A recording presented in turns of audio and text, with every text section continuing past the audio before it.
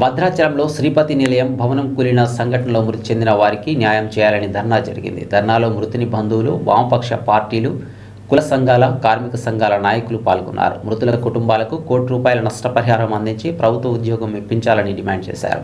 స్పష్టమైన హామీ ఇచ్చిన తర్వాతనే మృతదేహాలకు పోస్టుమార్టం చేయాలని డిమాండ్ చేస్తూ ఆందోళన చేపట్టారు.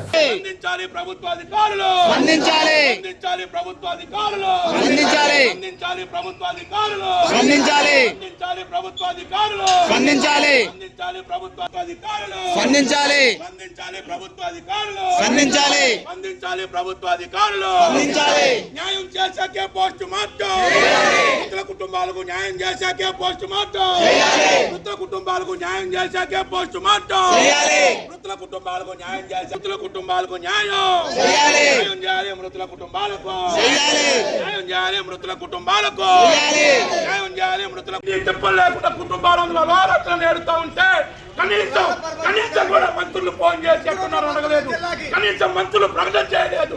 ఏమి దిక్కుమాల ప్రభుత్వం, ఏమి దిక్కుమాల మంత్రులు ఏం చేస్తున్నారు? అసలు దయచేసి స్పందించండి, ఈ కుటుంబాలకు న్యాయం చేయండి, మృతుల కుటుంబాలకు న్యాయం, మృతుల కుటుంబాలకు న్యాయం, మృతుల కుటుంబాలకు న్యాయం, మృతుల కుటుంబాలకు న్యాయం, మృతుల కుటుంబాలకు న్యాయం, మృతుల కుటుంబాలకు న్యాయం, మృతుల కుటుంబాలకు న్యాయం. ఎమ్మెల్యే గాని ఎవరు పట్టించుకోలేదు.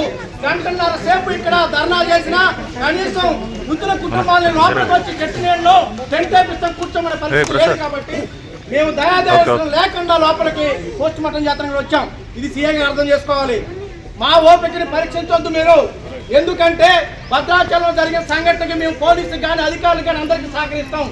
మీరేం చేయాల్సిన పని ఏంటంటే సంబంధిత ఎస్పీ గారితో మాట్లాడండి, కలెక్టర్ గారితో మాట్లాడండి.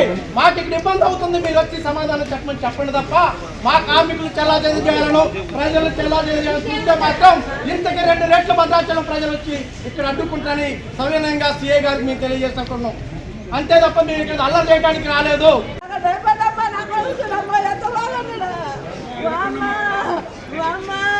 నా కొడుకు చూడమ్మ ఎంత బాగుందా, నా కొడుకు చూడమ్మ ఎంత బాగుండడా, నా కొడుకు చూడమ్మ ఎంత బాగుండడా నాయనా.